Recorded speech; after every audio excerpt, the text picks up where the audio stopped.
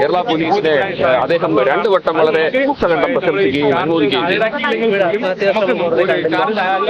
ഭീഷ്മയുടെ ആത്മഹത്യാ ശ്രമത്തിന് പ്രതിഭാഗം വാദിച്ചത് അത് ഒരു ടെൻഷൻ മാറ്റുന്നതിലേക്ക് വേണ്ടിയിട്ടും പോലീസിനെ തെറ്റിദ്ധരിപ്പിക്കുന്നതിലേക്കും വേണ്ടിയിട്ട് എന്ന് മാത്രമാണ് കോടതി അതിനെക്കുറിച്ച് ഒബ്സർവേഷൻ. ലൈസോൾ, അതായത് മറ്റ് പദാർത്ഥങ്ങൾ ആത്മഹത്യക്ക് വേണ്ടിയിട്ടാണ് എങ്കിൽ പാരസെറ്റമോൾ ഒരു വെളുപ്പിന് 5:30 മണിക്ക് എണീറ്റിട്ട് പാരസെറ്റമോളിനെ കുറിച്ച് സെർച്ച് ചെയ്യേണ്ട ഒരു കാര്യം പ്രതിക്ക് ഉണ്ടായിരുന്നില്ല എന്ന് കോടതി കണ്ടെത്തി. പിന്നെ കൂടാതെ പാരക്കിറ്റ് എന്ന് പറഞ്ഞതിനെ സെർച്ച് ചെയ്തിട്ട് അന്ന് തന്നെ രാവിലെ കൊടുക്കുകയായിരുന്നു. ആത്മഹത്യ ചെയ്യാൻ വേണ്ടി കുടിച്ച ലൈസോളിനെ കുറിച്ച് ഒരിക്കലും ഭീഷ്മ സെർച്ച് ചെയ്തിരുന്നില്ലാത്തതും വേറെ വലിയൊരു സാഹചര്യമാണ്. സ്പെഷ്യൽ പ്രോസിക്യൂട്ടറായി അങ്ങേ തന്നെ ലഭിച്ചത് വലിയ തരത്തിൽ കേസ് നിർണായകമായി നന്ദിയും കുടുംബാംഗങ്ങൾ രേഖപ്പെടുത്തിയിരുന്നു. ഈ കേസ് അങ്ങേ സംബന്ധിച്ചിടത്തോളം ആത്മാർത്ഥപരമായി പ്രവർത്തിക്കാൻ കഴിഞ്ഞു. അത് ഇങ്ങനൊരു വിധിയുണ്ടായി, ആത്മസംതൃപ്തിയുണ്ടോ?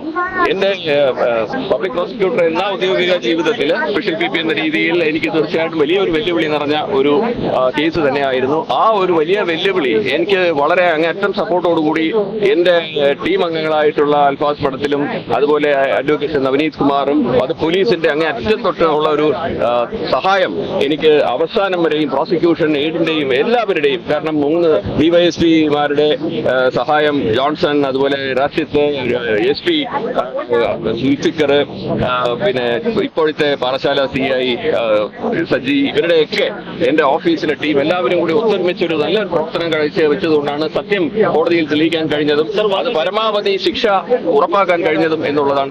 വധശിക്ഷ എന്നുള്ളത് ആധുനിക കാലത്ത് വളരെ കുറവാണ്. പക്ഷെ അങ്ങനെ ഒരു സാഹചര്യത്തിലേക്ക് കോടതി പോയത് എന്തുകൊണ്ടായിരിക്കുമെന്നാണ് കോടതി താങ്കൾ കാണുന്നത്?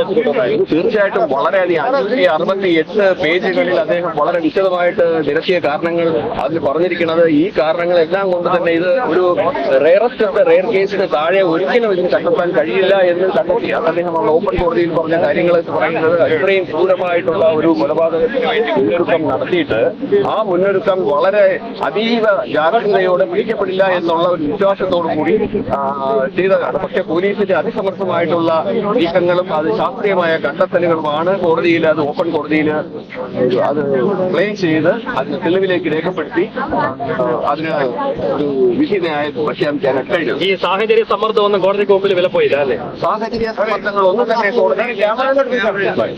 സമ്മർദ്ദങ്ങൾ ഒന്നും തന്നെ ഇതിനകത്ത് കോടതി നോക്കേണ്ട കാര്യമില്ല എന്ന് മാത്രമല്ല, മീഡിയ ഒരു ട്രയലിന്റെ ഭാഗമായിട്ട് കോടതി നിൽക്കേണ്ടതില്ല എന്നുകൂടിയുള്ള ഒരു പരാമർശവും കോടതി പറഞ്ഞിട്ടുണ്ട്. ആ ഓപ്പൺ ന്യായത്തിൽ അത് അവിടെ വായിച്ചു.